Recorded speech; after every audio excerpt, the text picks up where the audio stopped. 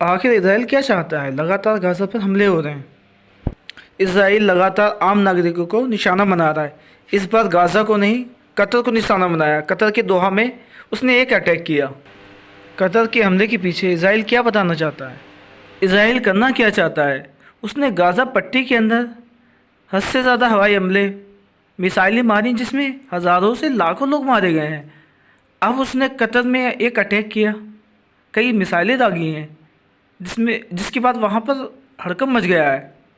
Qatar विदेश मंत्रालय ने एक बयान दिया है कि हम इस हमले की निंदा करते हैं, इस हमले का सख्ती से जवाब देंगे, हम इस हमले को बर्दाश्त नहीं करेंगे अपने यहाँ।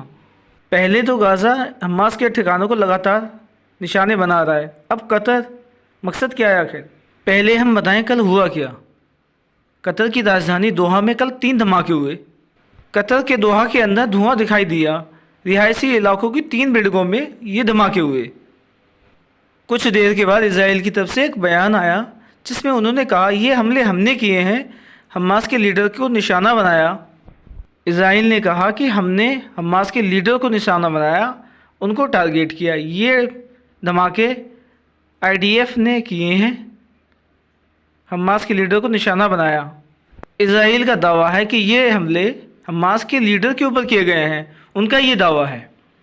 एक बात सुनने में आ रही है कि इसराइल की राजधानी यरूशलेम में जो हमला हुआ है, 2 लोगों ने गोलीबारी की जिसमें 37 लोगों को कम से कम गोलियां लगी, 7 लोग मारे गए और कुछ की हालत गंभीर है। इस हमले को उस यरूशलेम वाले हमले से जोड़कर देखा जा रहा है, ये भी सुनने में आ रहा है। उसके बाद इसराइल ने कतर के दोहा में एक मिसाइल अटैक किए 3 जगह रिहायशी इलाकों पर।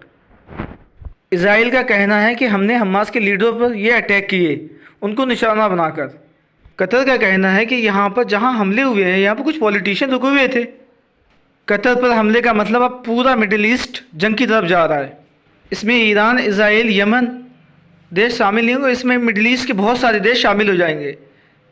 अली खamenei इस बात की पुष्टि करते हैं, आइए आप सब लोग हमारे साथ दीजिए, आज हम पर हमले हो रहे हैं जैसे गाज़ा पट्टी के हमले हो रहे हैं।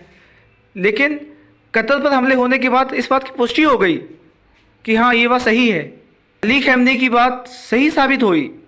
ट्रंप ने कहा मैं खुश नहीं हूँ इस हमले से, मैं बस इतना कहूँगा मैं इस स्थिति से खुश नहीं हूँ, ये अच्छा नहीं हुआ। ट्रंप ने कहा हम चाहते हैं सभी बंधक खुशी से घर लौट आएँ, लेकिन अब जो कतर के अंदर हुआ वो अच्छा नहीं हुआ। मिडिल ईस्ट को लेकर मुझे कभी किसी बात पर हैरानी नहीं होती। ट्रंप ने अपने बयान में कहा मैं इस बात से खुश नहीं हूँ, हमें बंधकों को वापस लाना ही होगा। ट्रंप ने कहा कल जो कतर के दोहा के अंदर जो मीटिंग हुई थी उसमें हमास के लीडर से बस यही बात हुई थी कि युद्ध विराम को रोककर हमास जो बंधक हैं उनको वापस कर दे, लेकिन इसराइल ने वहाँ पर अटैक कर दिया। कतर में दोहा के अंदर इजरायली हमलों के बाद ईरान ने अपनी फेमस मस्जिद पर लाल झंडा फहरा दिया। उसका मतलब होता है जंग के लिए तैयार रहना। ईरान ने अपनी ऐतिहासिक मस्जिद पर लाल झंडा लगाकर जंग का ऐलान किया।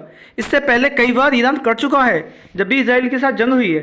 जो हमला कल कतर के दोहा में हुआ हमास के लीडरों के ऊपर, ईरान ने कहा कि इस हमले का बदला ज़रूर लेगा ईरान। ईरान में लाल झंडे का संदेश क्या है आइए जानते हैं। जब भी इसराइल के साथ जंग होती है, वो जंग के लिए तैयार होता है, तब वो यहाँ ऐतिहासिक मस्जिद पर झंडा फहराता है। उसके बाद ईरान यहाँ से जंग के लिए आदेश देता है।